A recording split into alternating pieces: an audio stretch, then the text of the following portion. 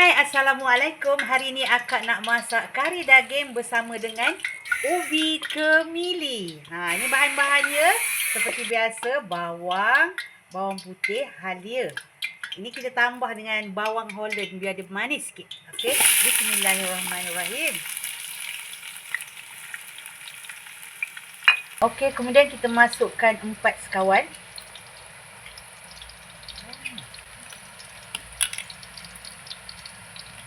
Bunga lawang, bunga cengkeh, kayu manis, buah pelaga.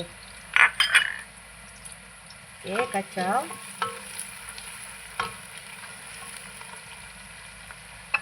Kemudian kita masukkan daun kari.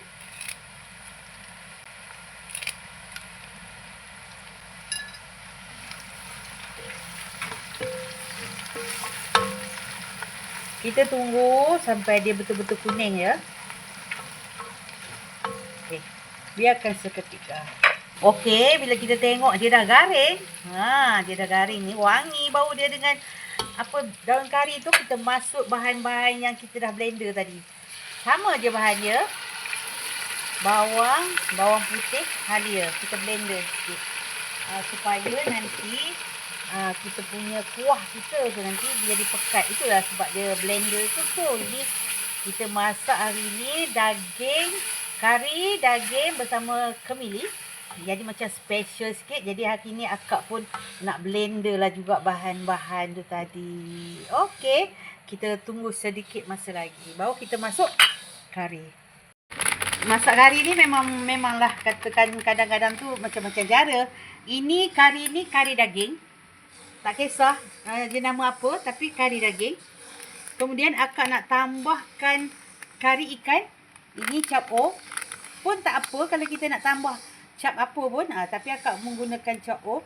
Kita masukkan sekali. Tadi kari daging. Kemudian kari ikan. Jadi kita nak rasakan perbezaan dia sikit lah. Dalam kari kita ni. Okey, banyak ni. Macam dekat nak semangkuk. Akak memang suka kari tu pekat-pekat sikit. Jadi memang semangkuk lah. Alright. Okey, kemudian kita masukkan air. Masuk segera sebab tadi kita tak bancuh kari tu. Jadi kita kena masukkan air. Sapi balik. Naik. Okey, kemudian kita masukkan daging. Daging ni kita rebuskan dahulu supaya senang cepat empuk.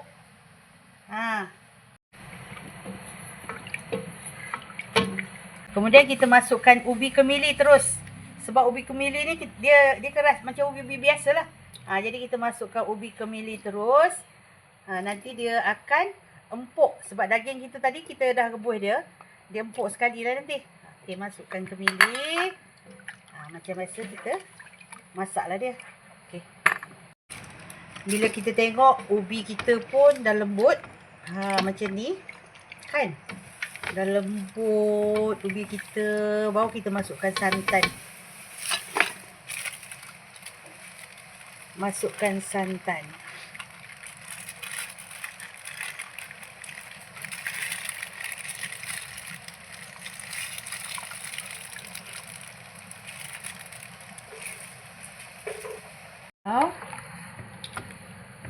Okay, apa lagi yang kita tak masuk? Kita tak masukkan garam. Jadi kita kena masukkan garam. Kita masukkan garam. Okay. Dah siap.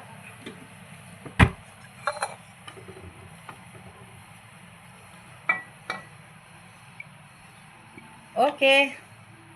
Kari daging bersama ubi kemili kita telah pun siap. Tengok. Wah, sedapnya. Selalunya kita menggunakan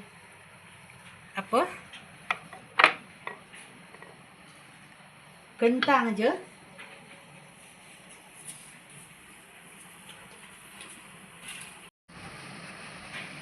Apa salahnya kalau kita menggunakan ubi yang lain selain daripada rias pisang? Okey, kepada yang menonton, jangan lupa komen, share dan subscribe. Jumpa lagi pada menu-menu yang datang. Bye.